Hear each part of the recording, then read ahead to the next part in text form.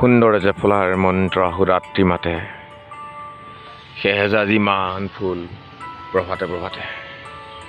কিতাপ দৰ্শন মোৰ জীৱনৰ এক অন্য সাধনা। এই কিতাপ দৰ্শনৰ পৰা মই নতুনকৈ জীয়াই থকাৰ প্ৰেৰণা পাওঁ। আৰু এনে দুখন কিতাপ গীতাঞ্জলি আৰু প্ৰফেট খলিল জিব্ৰানৰ আৰু ৰবীন্দ্ৰনাথ ঠাকুৰৰ গীতাঞ্জলি।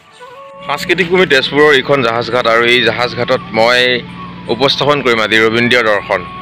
এই দৰ্শনত আছে প্ৰেমৰ ক্ষুধা, এই দৰ্শনত আছে প্ৰেমৰ মাজেৰে বিষাদগ্ৰস্ত যন্ত্ৰণাৰ ক্লেষ্ট সময়বোৰক প্ৰত্যাহ্বান জনাব পৰাকৈ কি ধৰণে জীয়াই থাকিব পাৰি, কি ধৰণে সুখী হ'ব পাৰি, কি ধৰণে প্ৰেমৰ অমৃত সৰোবৰৰ পানীত পৃথিৱীৰ অজস্ৰ দুখ বেদনা বিষৰ পানীক লুপ্ত কৰিব পাৰি। খুব ভাল লাগে এই কিতাপখন।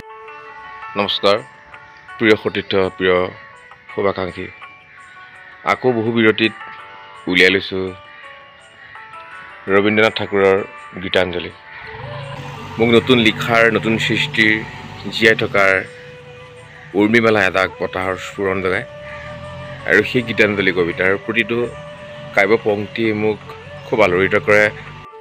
বাংলোৰ ছাদত কাদম্বৰী দেৱীৰ সৈতে ৰবীন্দ্ৰনাথ ঠাকুৰৰ যি কথোপকথন, যি গোপন কথোপকথনৰ পৰা প্ৰেমৰ বিশ্ববিস্তৃত শব্দধ্বনি সৃষ্টি হয়, সেই সৃষ্টিজনীৰ সাঁথৰ লগা কিছু স্পন্দন এই গীতাঞ্জলিত উপলব্ধ।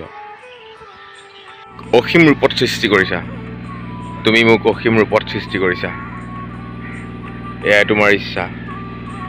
তুমি এই ঠুনুকা পাত্ৰটি বাৰে বাৰে শূন্য কৰিছা আৰু সদায় নতুন প্ৰাণেৰে ভৰাই তুলিছা। এই সৰু খাগৰিৰ বাঁহীটো তুমি পাহাৰ আৰু ভৈয়ামৰ ওপৰেদি কঢ়িয়াই লৈ ফুৰিছা আৰু তাত নিতৌ নতুন সুৰ তুলিছা। তোমাৰ হাতৰ মৃত্যুহীন পৰশত আনন্দাপ্লুত মোৰ ক্ষুদ্ৰ হৃদয়খনে তাৰ সীমা অতিক্ৰম কৰে আৰু অমৃতোপম বাণীৰ জন্ম দিয়ে। প্ৰকৃততে গীতাঞ্জলি নদীৰ দৰেই সুবিশাল। পদ্মা, মেঘনা, গংগাৰ দৰে গীতাঞ্জলি পবিত্ৰ কবিৰ। গীতাঞ্জলি কবিৰ প্ৰাণ, যাৰ প্ৰাণৱন্ত স্পৰ্শই সকলো অংগ পতংগক ধন্য কৰি যায়।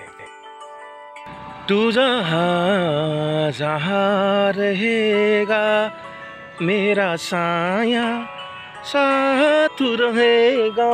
যেতিয়া আপুনি গীত গাব নোৱাৰে, গীত গাব নোৱাৰিলে কি হয়? আচলতে গীত আৰু কবিতাবোৰ জলাশয় আৰু পানীকৰিৰ সম্বন্ধৰ দৰে। জলাশয়ত ফুলি থকা মেটেকা ফুল, বন্দুলি ফুল আৰু যি জলাশয়ৰ সৰোবৰ, তাত ৰাধাৰ যি স্নান আৰ্দ্ৰ মৃণালত, সেয়া এক স্মৃতি। ৰবীন্দ্ৰনাথ ঠাকুৰ, কবিগুৰু ৰবীন্দ্ৰনাথ ঠাকুৰৰ যিবোৰ গীত আৰু যিবোৰ কবিতা, সেই গীত কবিতাই কাদম্বৰী দেৱীক আহ্লাদিত কৰিছিল, জীয়াই থকাৰ সঞ্জীৱনী প্ৰদান কৰিছিল। আৰু সেই গীতবোৰ ভাল পাই ৰবীন্দ্ৰনাথ ঠাকুৰৰ কাদম্বৰী দেৱীয়ে কৈছিল, তুমি কেনেকৈ গীত গোৱা মই নাজানো প্ৰভু, তুমি কেনেকৈ গীত গোৱা মই নাজানো প্ৰভু, মই সদায় নীৰৱে বিস্ময়ান্বিত হৈ শুনি যাওঁ। তোমাৰ সংগীতৰ আলোকে জগতখন আলোকময় কৰি তোলে। তোমাৰ সংগীতৰ জীৱন চাহ আকাশৰ পৰা আকাশলৈ ধাৱিত হয়। মোৰ গীতে তাইৰ আভৰণ খহাই পেলাইছে, তাইৰ বেশভূষা আৰু অলংকাৰৰ নাই গৰ্ব। মই যেতিয়া তোমাক প্ৰণিপাত কৰোঁ, মোৰ প্ৰাৰ্থনাই সেই স্থানৰ গভীৰতালৈ যাব নোৱাৰে, যাৰ দীনতম, হীনতম আৰু প্ৰতিতজনৰ মাজত তোমাৰ চৰণ দুখনিয়ে জিৰণি লয়। এই সৰু ফুলটো ছিঙি লোৱা, পলম নকৰিবা, মোৰ ভয় হয় জানুচাৰী জৈ পৰি ধূলিত বাগৰি পৰে।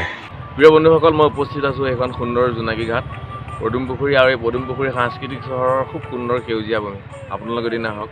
আৰু মোৰ প্ৰিয় কিতাপ, যিয়ে মোক দৰ্শন দিয়ে, সৃষ্টিৰ প্ৰেৰণা দিয়ে আৰু দুখতো মন জয় কৰে, কাদম্বৰী আৰু প্ৰফেট। অনুপ অসমীয়া বুলি আছে।